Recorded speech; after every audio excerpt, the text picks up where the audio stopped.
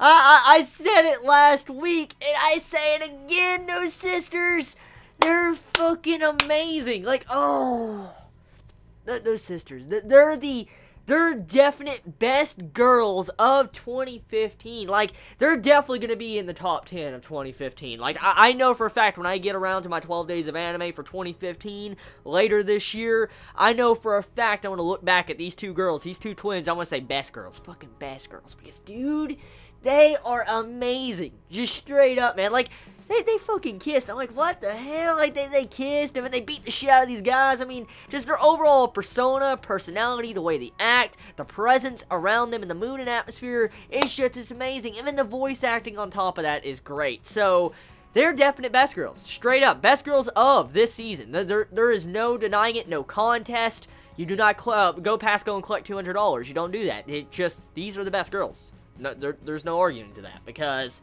clearly they have that awesome personality. So, this episode of Durarara, a lot of setups once again, and a lot of backtracking, and a lot of retelling from different events from different perspectives. That's pretty much what Durarara is really well known for, because it always loves going back about maybe a day or a couple hours before the events we saw in the last episode, and that's pretty much what this episode does. So, with last week's episode, we found out that Shinra, you know, he was trapped in the ball, and pretty much we had the entire events retell, and he's like, oh, that's how I ended up here. And when you see the Mafia guys walk in, well, with this episode, we find out technically those Mafia type guys are not there for Celti. They're actually there for Ruri that was introduced in this episode, and I'm like, whoa. So this character that was introduced in this episode, Ruri, or technically she was actually introduced in the last episode because, you know, Shizuo beat the shit out of her. Oh my god. He beat the shit out of a girl. Like, what the fuck is wrong with him? But anyways, looking past him assaulting a girl and beating the shit out of her, the thing was, with this episode, we have a new person that's been introduced with, like, a new supernatural type power. Now, another person that's pretty much like Celti. And my first, I guess, impressions of this new supernatural person, Ruri, that was introduced in this episode, she's very psychotic, but at the exact same time, she's very lonely.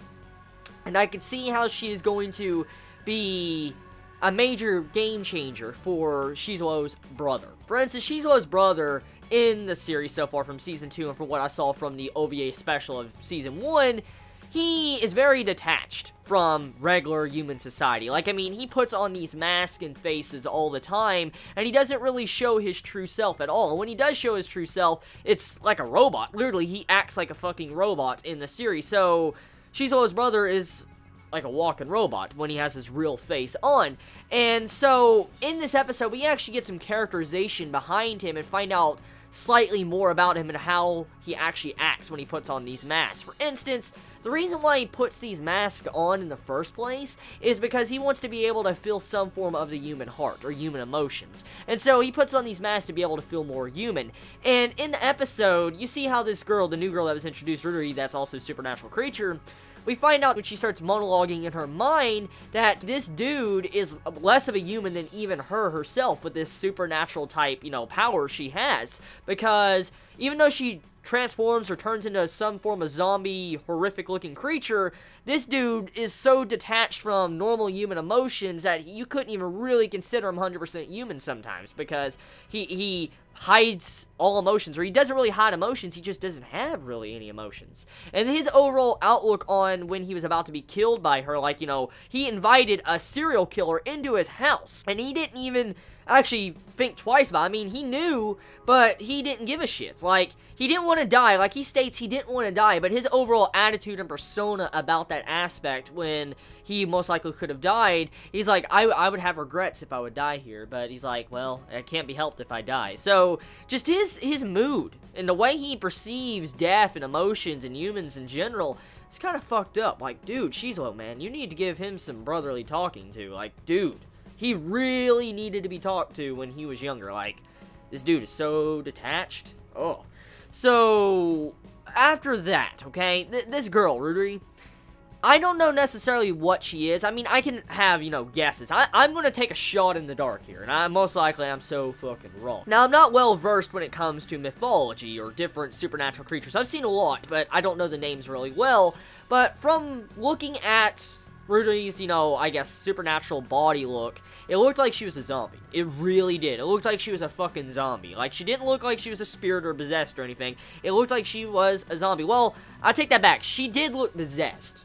Because she did state, like, the others might do that, might kill someone. Like, in her mind, she says she couldn't kill someone. In her state, the way she is as her regular idle mode, she couldn't kill someone. But she talks about these others. So, it might be similar to Psycho. It might be very similar to that, but it doesn't matter. The main thing here is that I wonder what it is. Is she like a zombie? Some form of zombie? I mean, if she has different personalities with these different, you know, bloodlust and wanting to kill people, I wonder what is causing it, and can she stop it? Can she control it? Does she have control of her own power? Because she's very aware of what she does, but it doesn't seem like she can control what she does. Because she states she can't kill someone. So it makes me assume that whatever she transforms into has control over her.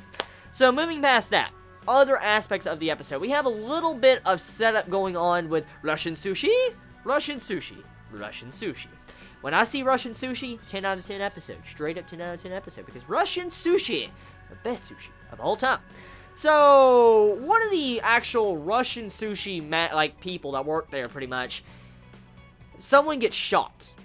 They get shot by someone. We don't technically know who shot this man, but he had to get, you know, I guess, medical treatment by Shinra in this episode.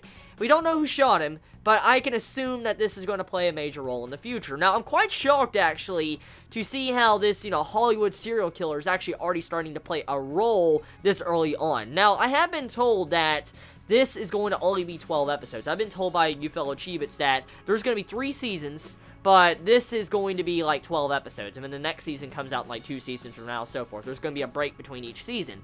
And so if this is only going to be 12 episodes, I'm guessing it's going to have slightly quick pacing. I don't really know, but it felt like this overall reveal of the Hollywood serial killer would have taken a lot longer. I mean, I remember in the last season of Durarara, oh my god, like, to get over to the Psycho, like, arc, that took like half the entire freaking Durarara series, even though it was mentioned like right at the beginning of Durarara. So, yeah. And on top of that, we have this like other setup going on with, at the end, these yellow scarves, these old members of the yellow scarves are fucking with our dollar's leader, pretty much. And I'm like, oh shit, this is not good. So, we're having the return of the yellow scarves, that's technically what's happening. And then we have, you know, the Russian sushi joint being shot up by someone. And you have also this mysterious Rudry girl with her mysterious power. So right now we have 3 current arcs going on. Actually, no, we have more than that, too. We also have the overall ordeal with Celty being hunted down by bounty hunters. So I guess there's 4 things going on right now. Major important things. So we gotta see where it's gonna go. Tell me your thoughts in the comments below. I love you all so much. You have a wonderful day or not wherever you live. Please be safe. Chibi out.